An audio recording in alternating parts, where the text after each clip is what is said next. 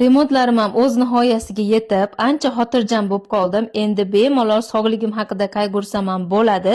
3 yil avval burnim bitib, doktorga ko'ringanimda suyak qiyshiqligi bor degan edi. O'sha payt davolanish imkoni bo'lmagan va 2 yilcha qiynalib yurganman. Orada parhez qilganim uchun biroz tuzalgan, lekin yaqindan beri yana bitish boshlandi va bugun shuni ko'rsatish uchun hamma ishimni yig'ishtirib lor qabuliga yozildim. Bahonada Hadichani ham ko'rsatib olaman profilaktika uchun. Andijon shaharida quloq, tomoq, burun bo'yicha eng kuchli mutaxassislardan biri 8 yillik tajribaga ega bo'lgan Dilshod Tursunov qabulida bo'ldik. Ular Rossiya, Hindiston va boshqa ko'plab meditsina rivojlangan davlatlarda malaka oshirgan. Sizda yoki farzandlaringizda quloq, tomoq va burun bilan bog'liq shikoyatlar bo'lsa, bemalol ushbu mutaxassisga murojaat qila olasizlar.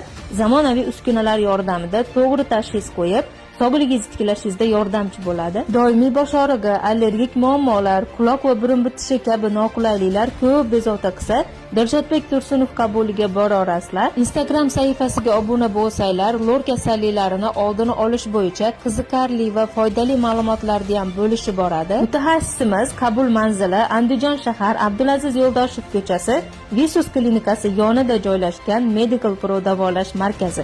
Murojaat uchun nomer qoldiraman. Savollaringiz bo'lsa aloqaga chiqasiz.